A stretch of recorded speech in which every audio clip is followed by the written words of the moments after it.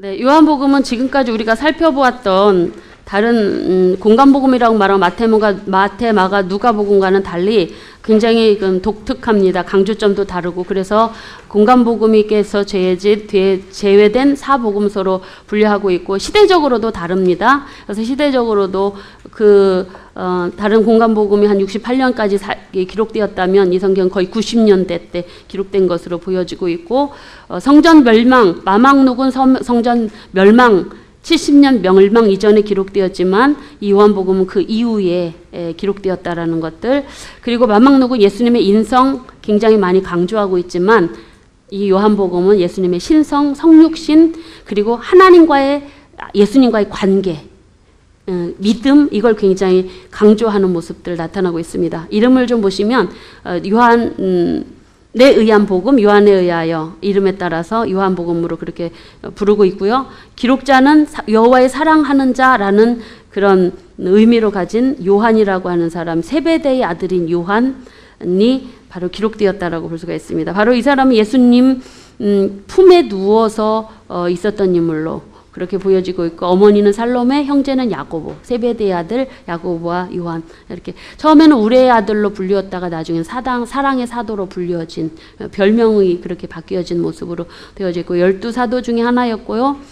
그리고 요한 1, 2, 3서 요한계시록을 같이 기록하신 분이십니다. 반모섬에 유바되었다가 풀려나시고 유일하게 12제자 중에 유일하게 자연사로 생을 마치신 분이라고 합니다. 로마에 극심한 기독교 박해가 있을 때 끓는 가마에도 집어넣어도 안 죽고 화형을 해도 불이 타지 않아서 죽지 않아서 반모섬으로 유배했다고 합니다. 그런데 이제 유배하면 이제 그의 어느 정도 기간이 되면 풀려나게 되는, 그래서 유배 가셨다가 아무런 죄가 없으니까 다시 풀려나는, 그래서 이제 에베소에 가셔서 에베소에서 그의 생을 마감하셨던 분이십니다. 그래서 에베소에 가면은 에베소에서 아마 예수님의 어머니 마리아를 모시고 살았다라고 그렇게 이야기가 전해지고 있습니다. 배경을 보시면은요, 70년 전후로 해서 사도들과 모든 사도들이 많이 순교들을 당하십니다. 그러다 보니까 이제 예루살렘 교회가 70년 성전 파괴되면서 교인들이 흩어지잖아요. 그래서 그때부터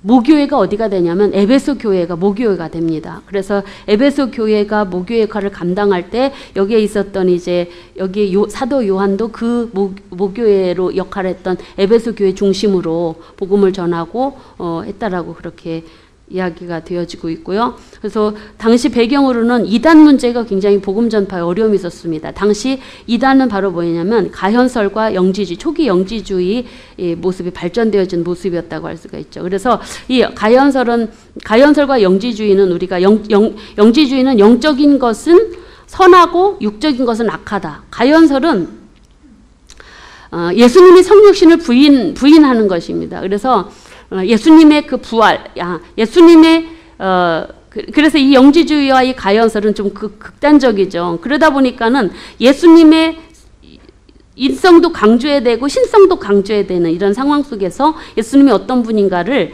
소개하기 위해서 기록되어졌는데, 이 당시에 또 이것뿐만이 아니라 도미티아누스 황제가 85년에 왕위로 등극해가지고 90년대부터 거의 본격적인 그 황제 숭배를 강요하면서 기독교인의 극심한 박해가 있어졌었습니다. 근데 이제 본격적인 그 황제 숭배가 이제 81년에 왕이 되어서 85년부터 극심하게 되어졌는데, 그때부터 이제 자신이 신격화시키고 하는 막 거의 그런 모습으로 되어져서 기독교인들이 심한 박해 속에 있고, 에베소에도 이 황제 숭배를 위한 신전이 있을 정도로 그렇게 있었다고 하는데, 이러한 속에서 바로 이제 요한복음에 기록되어진 배경이 나올 수가 있습니다. 그래서 예수님의 인성과 신성을 부인하는 이단들에게 예수님의 인성과 신성에 대한 정확한 소개를 하고 있는 책이 요한복음이라고 할 수가 있고, 연대로는 80년에서 90년 사이로 볼 수 정확한 연대는 알 수가 없지만 전통적으로 사복음서 중에서 가장 늦게 기록했고, 그리고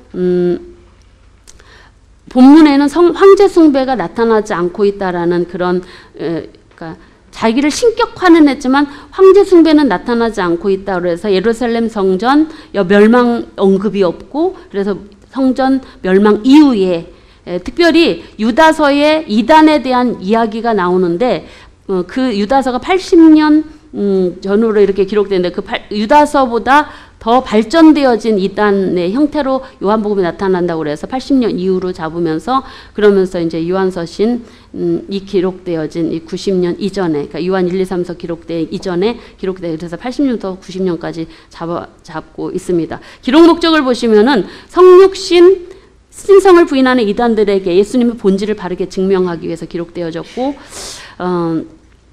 가연설은 예수님 진짜 사람의 몸으로 오시지 않았다라고 하는 가연설. 그래서 그들에게 말씀이 육신이 되어를 이제 1장 14절에서 강조를 하면서 물질이 악하다고 하는 영지주의에 맞서서 예수님은 본질이 하나님이고 사람이다. 이걸 가르쳐주기 위해서 7가지 표적을 통해서 또는 7가지 예수님이 자기 선포적인 나는 뭐뭐이다라는 언어를 통해서 예수님의 성육신하신 하나님의 아들이요 그리스도임을 증거하기 위해서 기록되었었습니다. 그래서 모든 사람들이 예수님이 그리스도인 걸 믿게 하려고 믿는 자들하고 영생을 얻게 하려고 한다라고 20장 30절 31절에서 기록 목적에 대해서 이야기하고 있습니다. 특징을 보시면은요, 다른 복음서에 없는 내용들이 좀 독특하게 많이 있고요. 예루살렘 사역에 초점이 맞춰져 있습니다. 누가복음은 어디요? 갈릴리 지역, 이방 지역 사역에 초점이 맞춰져 있지만 이 요한은 바로 그 갈릴리 사역보다는 이 예루살렘 사역에 많이 초점을 맞추고 있고, 이적을 표적이라고 하는데 이 표적 17가지 표적을 통해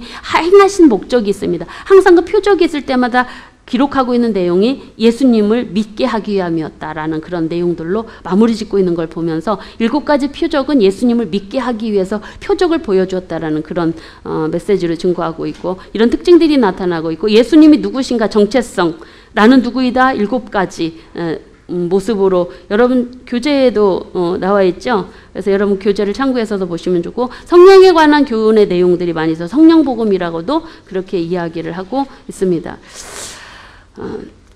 그리고 굉장히 이 사도 요한은 사랑을 강조한 그 사도이기 때문에 삶의 기준을 사랑으로 그렇게 강조하는 모습이 바로 요한복음에도 나타나고 있습니다. 전체 보기를 좀 보시면 이 요한복음 24장인데 세 부분으로 나뉘어지고 있습니다. 예수님이 하나님이 사람으로 오실 수 없다 라고 하는 그런 이단들에 맞서서 육신이 되신 말씀이신 그리스도, 육신이 되어서 오신 하나님, 육신이 되어서 오신 그리스도를 증거하고 있는 모습 나타나고 있죠. 그래서 그리스도에 대한 증언과 증거가 12장까지, 1장부터 12장까지 있고, 그리고 그리스도께서 제자들을 사랑하신, 끝까지 사랑하신 증거들이 20장까지, 13장부터 20장까지, 그리고 부활의 확증들, 특별히 부활의 확증 중에서 제자들을 나타나서 회복시키신 내용이 20장, 21장 그렇게 구분해서 세 부분으로 나타나고 있습니다. 특별히 요한복음의 특징을 따라서 우리가 좀 살펴보면 예수님의 본질을 성경은 뭐라고 얘기하냐면 1장 1절을 한번 좀 보시겠습니다. 읽겠습니다. 태초에 말씀이 계시니라. 말씀이 하나님과 함께 계셨으니 이 말씀은 곧 하나님이시니라. 네, 태초부터 말씀이 계셨는데 그 말씀이 하나님이시랍니다. 근데 그 말씀이 바로 1장 14절에 보면 이 말씀이 육신이 되어 우리 가운데 거하심에 바로 우리가 그 영광을 보니 아버지 영광이요 독생자 영광 은혜의 질과 충만하더라. 같이 한번 읽겠습니다. 말씀이 육신이 되어 우리 가운데 거하심에 우리가 그 영광을 보니 아버지 독생자 영광이요 은혜와 진리가 충만하더라. 네, 예수님의 본질을 이야기합니다. 예수님은 원래 하나님이셨다. 하나님이 사람이 되어 오셨다. 이걸 바로 이단들을 대항해서 예수님의 본질을 이야기해주고 있습니다. 예수님이 왜 이 땅에 오셨을까요? 육신이 되어서 이단들을 대적하기 위해서, 우리와 함께 사시기 위해서 오셨다라고 볼 수가 있습니다. 그래서 우리와 함께 예수님은 태초부터 우리와 함께 동행동거하기를 원하시는 그 마음이 육신이 되어 오신 그리스도를 통해서 나타난다라고 이렇게 보여지고 있고, 그러면서 이제 성육신하신 예수님을 증거하면서 그리스도에 대한 증언들이 이제 1장 19절부터 51절까지 공생애 이전에 일어난 일들입니다. 우리가 계속적으로 살펴보면 특별히 요한복음에는 세례 요한의 사역뿐만이 아니라 그 제자들 세례 요한의 제자들이었던 안드레, 빌립, 나다나엘의 그 고백들이, 증언들이 특히 나타나고 있는 걸 볼 수가 있습니다. 물론 세례를 통해서 우리가 예수님 하나님의 아들이신 건 너무나 잘 알고 있는 내용이지 않습니까? 그런데 이제 그 세례 요한은 또 뭐라고 세례 요한은 예수님을 향하여서 어떻게 고백하냐면 하나님의 어린 양이라고 그렇게 세상 죄를 지고 가는 하나님의 어린 양이라고도 그렇게 고백을 하는 모습들. 근데 특별히 여기서 좀 특이한 점은, 요한복음에서 특이한 점은 제자들의 고백. 예수님을 향하여서 다양합니다. 안드레는 뭐라고 고백을 하냐면 우리가 메시아를 만났다. 예수님을 만나고 나서 시몬에게 전도할 때 내가 메시아를 만났다. 예수님을 메시아로 고백하고 있고, 그리고 빌립은 나다나엘에게 이야기를 할 때 뭐라고 얘기하냐면 모세가 율법에 기록하였고 여러 선지자가 기록한 이로 고백을 하고 있습니다. 그리고 나다나엘은 예수님을 만나기 전에는 시큰둥했는데 만나보고 하는 고백이, 같이 한번 읽게요. 하나님의 아들이시요 당신은 이스라엘의 임금이로소이다. 이렇게 고백하고 있는 모습이 요한복음에 특별히 세례 요한의 제자들, 예수님의 제자된 세례 요한의 제자들의 증언들이 좀 더 추가적으로 보여지는 모습이 좀 특이하게 좀 특징으로 나타나고 있는 모습입니다. 그리고 7가지 표적과 배척의 내용 2장부터 12장까지 나타나고 있는데, 이제부터 예수님이 어떤 분이신가에 대한 예수님이 표적, 7가지 표적을 통해서 많은 사람들에게 예수님을 믿게 하려고 하시는 그 7가지 표적과 예수님이 누구신가에 대한 자기 선포적 고백, 7가지 자기 선포적 고백이 이제부터 등장하는데, 이 이야기들은 다 무엇을 보여주고 싶으냐면 앞장 1장 아까 성육신 부분에 있어서는 예수님의 인성을 얘기해주고 싶은데, 지금 이 7가지 표적과 7가지 자기 선포적 고백은 신성을 강조하고 하기 위해서 그렇게 여기에 여러 가지 표적들, 7가지 표적을 이야기해 주고 있습니다. 그래서 우리가 공생애 전에 행해졌던 갈릴리 가나에서 물이 변화의 포도주가 된 이 사건을 통해서 여기에 참석했던 당시 안드레, 빌립, 나다나엘 이런 그 제자들이 예수님이 그 행하신 표적을 보고 결과물을 이렇게 고백을 하는데 제자들이 그를 믿게 되었다라는 사실. 그래서 표적을 예수님이 행하신 이유는 거기에 있는 모든 무리들이 예수님이 그리스도 하나님의 아들인 걸 믿게 하기 위해서 행하셨다라는 거, 표적으로, 표로.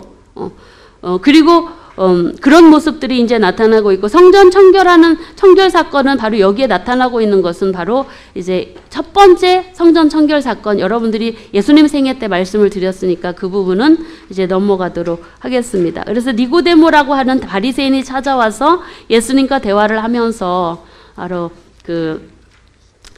믿는 자에게 하나님 나라 거듭남에 대한 이야기들을 하면서 예수님 믿는 자마다, 하늘에서 온 자를 믿는 자마다 영생을 얻게 될 것이다 라고 말씀하시는 그런 내용들이 기록되고 있고, 특별히 공생의 사마리아 사역에 있어서 사마리아 여인과의 대화를 통해서도 여기에 이제 기록되고 있는, 특별히 첫 번째 표적이 혼인잔치 사건인데, 두 번째 사건은 바로 왕의 신하의 아들을 고친 사건입니다.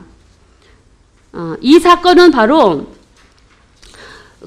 어떻게 일어나냐면은 갈릴리에 도착하셔서 이제 혼인잔치에서 기적을 베푸시고, 그리고 그곳에서 임금의 신하를 만났습니다. 근데 가버나움에 자기 아들이 있는데, 가나에 있는데 가버나움의 아들이 지금 병들어 다 죽게 되었다라는 거예요. 와서 자, 우리 아들을 병을 고쳐달라고 고백을 하는 거예요. 그런데 뭐라 그러냐면 나도 다른 사람이 신하고 내 부하한테 그냥 가라 와라 하면 아니까 말로만 고쳐달라고. 그랬더니 예수님께서 가라, 네 아들 살아있다 라고 그 말씀을 듣고 갔더니 이제 낫는 역사. 그래서 그 예수님 말씀을 믿고 돌아가 보니까 예수님 말씀하신 그 순간에 아들이 병이 나아버린 이야기. 그래서 그 사건 때문에 무슨 일이 일어나냐면 그 집안에 온 가족이 믿게 되는 일들. 그래서 예수님이 행하신 그 표적은 바로 많은 사람들을 믿게 하려고 행하셨다라는 것을 요한복음은 특징적으로 보여주고 있습니다. 그래서 예수님은 시 공간을 초월해서 바로 행하시는 그런 능력에 하나님 생명을 주시는 분이다라는 걸 보여주고 있습니다.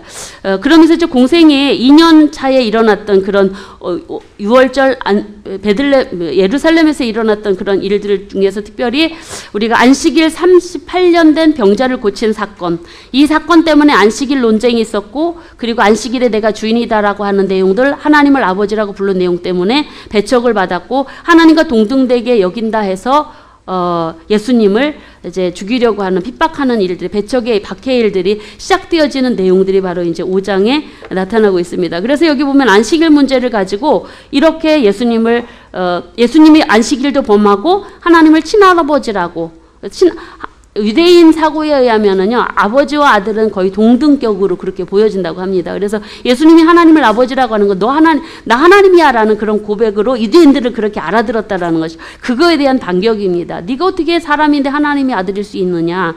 너 신성모독했다. 그래서 이제 안식일날 고쳐주었다고, 이랬다고, 그리고 신성모독했다고, 그때부터 배척의 일들이 일어나게 되고, 그래서 이제 예수님은 당신이 하나님의 아들인, 아들의 권한에 대한 그러니까 권세에 대한 그 논쟁이 계속 이어지고 있는 모습들이 있고요. 공생의 3년에 일어났던 일들 중에 네 번째, 다섯 번째 표적이 여기 나왔다. 오병이어의 기적 또는 무리를 걸으신 이 표적. 이런 일들을 통해서 바로 예수님께서는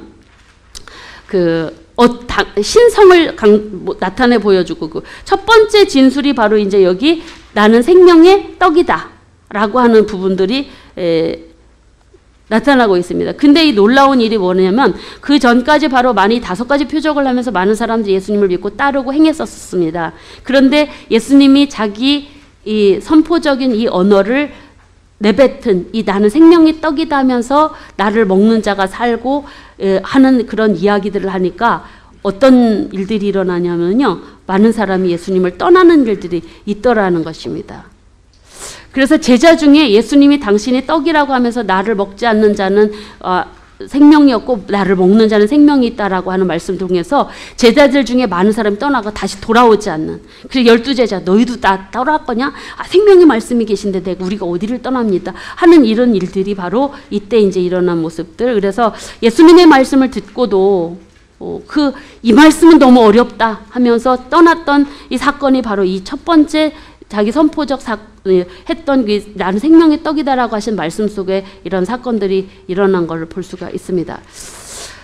그러면서 이제 네 번째, 다섯 번째 사건이 있고, 그러면서 계속적으로 이제 초막절에 예수님께서 공생의 3년에 예루살렘 못 올라가시고 초막절에 잠깐 올라가셨다고 하셨잖아요. 그때 일이 저기에 기록되고 있는 게 이제 7장에 나타나고 있는 모습들이 있습니다. 그래서 예루살렘에 그 초막절에 잠깐 올라가서 잠깐 몰래 제자들에게 알리지도 않고 혼자 조용히 가서 했지만 많은 사람들이 예수님의 가르침을 보고 그 종교 지도자를 잡으려고 했는데 백성들이 너무 즐겁게 듣고 너무 백성들이 옹호하고 있어서 예수님을 잡지 못한, 손대지 못하는 그런 일들이 일어납니다. 그런데 초막절 마지막 날에 예수님의 이런 가르침을 받고 많은 사람들이 반응이 다양합니다. 어떤 사람은 예수님을 참 선지자라고 믿고 어떤 사람은 예수님 불신하는 거예요. 이렇게 어떻게 그 갈릴리에서 그리스도가 나올 수 있느냐라고 하는 그런 의아한 아주 극반응이 나타나고 있는 모습들. 그러면서 이제 예루살렘에서의 마지막 사역에 이제 여기에 뭐 두 번째 진술이 또 나타나고 있고, 나는 세상의 빛이다.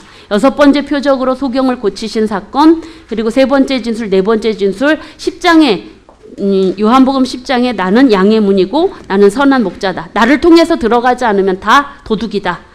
라고 하면서 나는 양을 위하여 내 목숨을 버리는 나는 선한 목자이다. 그러면서 예수님의 말씀들을 했더니 유대인들 중에 분쟁이 막 일어나는 거예요. 어떤 사람은 믿었고 어떤 사람은 유대인들 자기네끼리 막 분쟁이래. 야, 저 귀신 들렸다 하면서 예수님을 향해서 별의별 적대감을 가지고 행했던 모습들이 바로 이렇게 예수님이 자기 선포적인 이야기를 할 때마다 이런 격반응이 일어나는 것들을 볼 수가 있습니다. 그렇죠. 하늘의 소리를 이야기하는데 땅의 사람이 하늘의 소리를 알아들을 리가 없겠죠. 그러니까 계속적으로 예수님에 대해서 많은 사람들이 극반응이 일어나는 모습들이 나타나고 있고, 그러면서 이제 마지막 3차 전도여행 때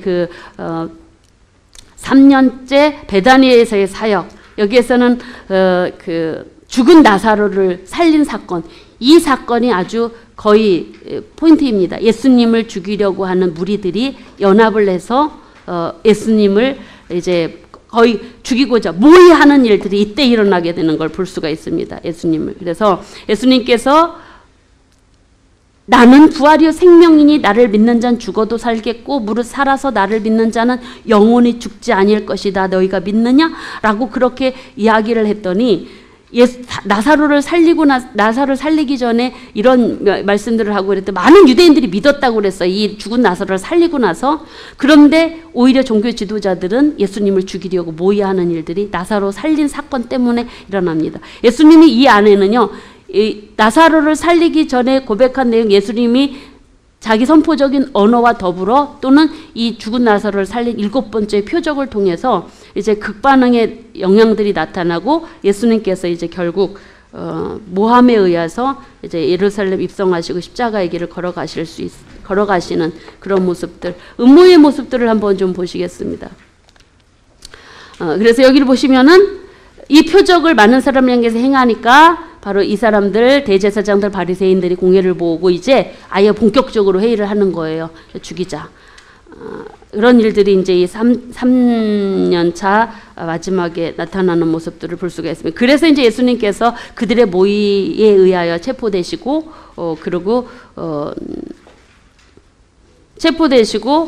재판받으시고 하는 일들이 일어나는데, 특별히 보시면 그 순환당하시기 전에 예수님께서 마지막까지 요한복음에만 특별히 나타나고 있는 모습이 있는데, 그 다른 복음서에는 마지막 만찬을 나누신 이야기 있지 않습니까? 성만찬 예식에 관한. 근데 여기 요한복음에는 예수님의 만찬 중에 발을 씻기시는 그런 내용이 특별히 요한복음에만 기록되고 있습니다. 그래서 예수님이 그렇게 선생이 되어서 제자들의 발을 씻긴 모습을 통해서 예수님 뭐라고 그러냐면, 자기 사람들을 끝까지 사랑하신 증거로 발을 씻겨주신 것으로 그렇게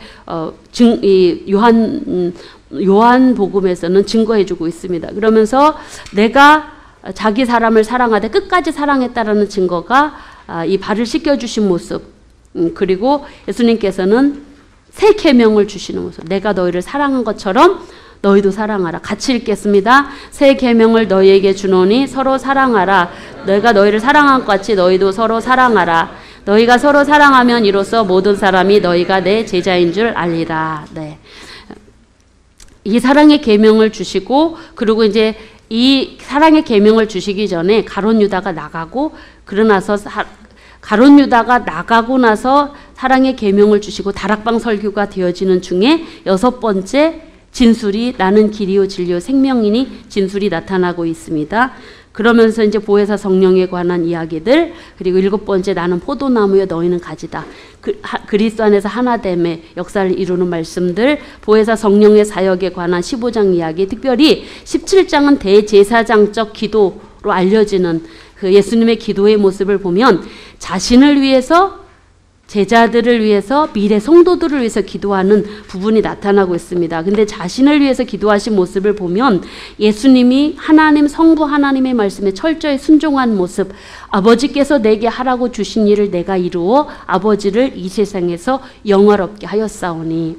그러니까 예수님은 당신의 사역을, 예수님께서, 하나님께서 자신에게 맡겨준 일을 온전히 이루었다라는 그런 고백으로 자신을 위한 기도에 나타나고 있고, 특히 미래 성도, 요한복음 당시의 성도만이 아니라, 같이 한번 보겠습니다. 내가 비옵는 것은 이 사람들만 위함이 아니요 또 그들의 말미암아 나를 믿는 사람들도 위함이니 아버지께서 내 안에 내가 아버지 안에 있는 것 같이 그들도 다 하나가 되어 우리 안에 있게 하사 세상으로 아버지께서 나를 보내신 것을 믿게 하옵소서. 믿음을 강조하고 있는 모습, 영생을 강조하고 있는 모습, 요한복음의 특징인데, 미래 성도들이 하나님께서 예수님을 이 땅에 보내신 것을 믿게 해달라고 기도하고 있고, 또 아버지께서 세상을 사랑하신 것을 알게 해달라고 기도하는, 예수님이 이 기도 때문에 오늘날 우리가 예수님을 믿은 게 아닌가 싶은 생각이 들어서 감사한 마음이 드는 이 구절이라고 할 수가 있어요. 여러분들이 이 17장의 성경을 좀 자세히 한번 읽어보십시오. 그러면 이렇게 구분이 되어지는, 그래서 제자들을 위해서도 하나 되게 하고 거룩하게 하라는 그런 기도의 모습. 아버지와 내가 하나 되고 거룩한 것처럼 저들도 그렇게 해달라고, 이런 기도들이 제자들과 미래 성도들을 향해서 거룩함과 하나됨을 위해서 기도하는 모습이 17장에 전체적으로 나와 있는 것을 볼 수가 있습니다. 이 기도의 제목들이 이제는 그 뒤에 나오고 있고요. 그래서 이제 예수님께서 이렇게 고별 설교하시고 기도 만찬하시고 발 씻겨주시고 자기 사람들을 사랑하시되 끝까지 사랑하신 모습으로 그렇게 사랑하시면서 이제 순환 당하시고, 특별히 십자가에서 죽으신 다음에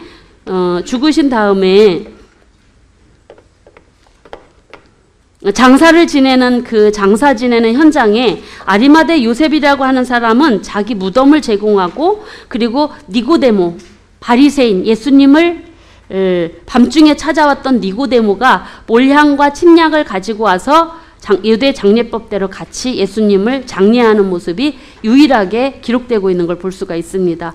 그래서 이 두 사람은 산헤드린 공의회 회원이고 존경받는 사람이고 한데, 그들은 바로 이제 예수님에 관한 숨겨진 그리스도인으로서 예수님이 죽으시니까 죽으면 떠나야 되는데 오히려 그 죽으신 예수님의 시신을 이렇게 장례하는 모습을 통해서 참 신앙의 모습으로 되어진 변화된 모습을 우리에게 증거해주고 있고, 니고데모는 나중에 그리스도의 고난에 대해서, 죽음에 대해서 복음서를 써서 위경의 니고데모 복음서도 있다라고 그렇게 전해지고 있습니다. 그래서 이제 예수님이 십자가에 죽으시고 부활하신 내용들, 그리고 특별히 제자들에게 나타나서 회복시킨 말씀 마지막으로 함께 보시고 요한복음을 마치도록 하겠습니다.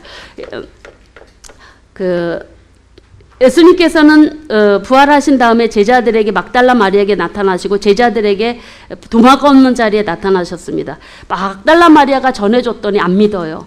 도마도 없는 자리에서 야 예수님 오셨다니까, 살아나셨다니까 안 믿습니다.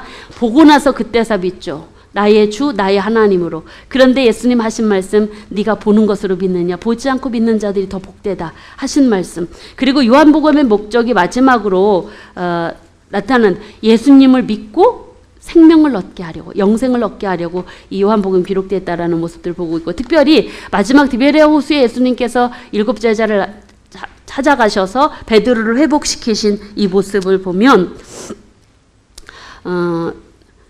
우리가 너무나 잘 알고 있는 베드로에게 3번의 그 사랑을 고백하게 하는 모습, 보시면은 베드로가 예수님이 질문을 하고 베드로가 대답을 합니다. 예수님의 질문은 아가파스로 질문을 하고 베드로는 필로로 대답을 하고, 예수님은 아가파스로 네가 나를 아가파스 하느냐, 베드로는 나는 필로로 할 수 없습니다. 나중에 예수님은 네가 나를 필레이스 할 수 있느냐 했더니 베드로는 예, 제가 할 수 있습니다.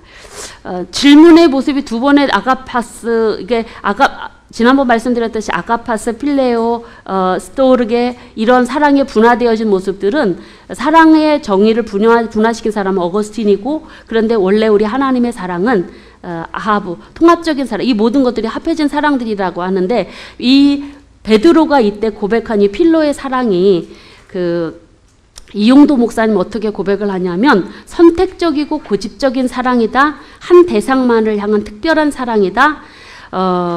두 주인을 섬길 수 없는 사랑이다.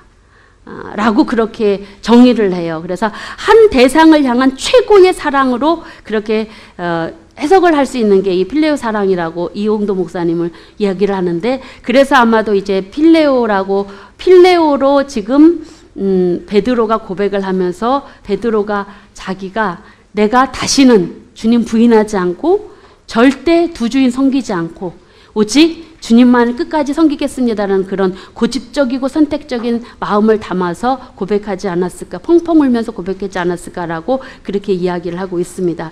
주님께서는 실패한 제자들에게도 찾아오셔서 이렇게 회복시키시고 사명을 주시는 모습, 그러면서 내 양을 먹이고 내 양을 치라 하신 이 모습을 통해서 예수님은 바로 우리들의 연약함을 너무나 잘 아시는 분, 그러나 우리들의 그 연약함을 책망하지 않으시고 실패한 후에도 자재 찾아오셔서 회복시키시고 사명을 주시는 분. 아마도 우리가 우리의 목회자들로서 또는 교회 지도자들로서 또는 교사로서 사명을 감당하는 이 사명, 주님의 양을 맡아 감당하는 이 사명은 예수님께서 이 세상에 계셨으면 친히 그분들을 친히 예수님이 돌보시고 그리고 보살폈을 그 영혼들을, 그 양떼들을 바로 이 예수님을 향한 사랑을 고백하는 저와 여러분에게 주셨다라고 볼 수가 있습니다. 그래서 예수님은 연약하고 실패하고 패역함과 완악함 중에서도 끝까지 용서의 사랑으로 안으시고 회복시키셔서 바로 우리를 하나님 앞에 세워주시고 소명을 주시는 분이시다라는 것들을 우리가 이 요한복음을 마치면서 다시 한번 확인할 수가 있습니다. 저와 여러분이 이 자리에 있는 건 잘나서가 아니라, 우리가 잘나서가 아니라 바로 하나님이 우리를 사랑하셨고 또한 우리에게 사랑하셨기 때문에 사명을 주셨고, 그리고 그 사명 때문에 우리가 하나님을 사랑할 수밖에 없고 사명 때문에 믿음을 지켜나가는 자리까지 가야 될 수밖에 없는 모습인 것 같습니다. 사도 바울께서 마지막 순교를 앞두고 디모데후서 4장 7절에서 나는 선한 싸움을 싸우고 나의 달갈 길을 마치고 믿음을 지켰다라고 고백을 하는데, 이 믿음을 지키는 것, 사명 감당할 수, 일 잘할 수 있습니다. 근데 우리 믿음을 끝까지 지킬 수 있느냐는 각자의 몫인 것 같습니다. 실패 후에도 회복시키고 사명을 주시는 그 하나님 앞에 끝까지 믿음을 지킬 수밖에 없었던 사도 바울의 모습도, 바로 이 베드로의 모습도, 그들의 마지막은 순교의 피로 주님께 전제로 자신의 피까지 바쳤는데, 바로 저와 여러분들을 혹여라도 실패 중에서도 다시 우리를 회복시키셔서 사명을 일깨워 주시는 그런 주님을 여러분들이 성경을 읽다가 발견했다면, 우리들도 끝까지 일을 많이 하고 좋은 업적을 만들어 놓기 위해서가 아니라 끝까지 이 사명 때문에 믿음을 지켜나가는 그런 모습으로 우리가 서기를 바라는 마음으로 이 시간 함께 찬양 부르시고 우리 복음서 예수님 생애 마치도록 하겠습니다.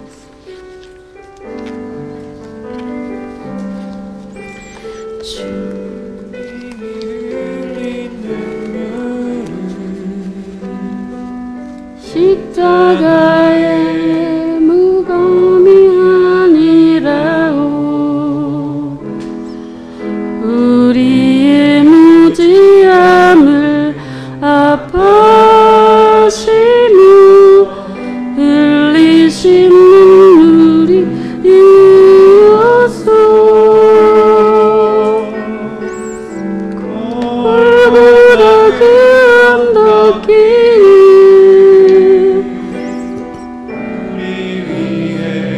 걸어야 했던 주님, 비난과 손가락질에 물과 피를 흘려야 했건만,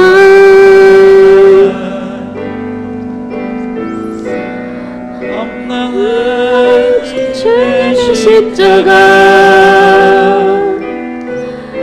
몹시도 무거웠건만, 우리의 비난과 채찍이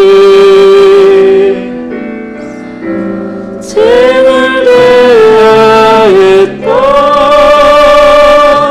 주님의 아파하심으로 나 구원받았으니 이제는 주님을 위하여 이 영광 바치리라. 당신이 알고 있나요? 죽음으로 살아야 하신 것을 우리 예수님께서 자기 몸 다하여 죄인을 사랑하신 것을 기도하시겠습니다. 사랑의 하나님, 오늘 이렇게 예수님 생애 복음서를 마치며 주님께서 피 한 방울도 아끼지 않으시고 우리를 위해서 십자가에서 다 쏟아 부으시며 사랑하신 그 증거를 말씀을 통해서 확인하게 하시니 감사합니다. 죽음으로 우리를 사랑하신 그 주님 앞에 우리들도 우리의 목숨 다하여 사랑할 수 있는 삶이 되도록 하나님 우리를 인도하여 주시옵소서. 부족한 저희들에게 사명 주셨습니다. 그 사명으로 업적 이루기 위한 삶이 아닌 믿음을 끝까지 지켜나가기 위한 사명이 되게 하시고 그 사명을 주님 사랑하는 마음으로 끝까지 잘 감당할 수 있는 은혜가 있도록 우리를 도우시고 인도해 주옵소서. 은혜 주심에 감사하며 예수님 이름으로 기도드렸습니다. 아멘.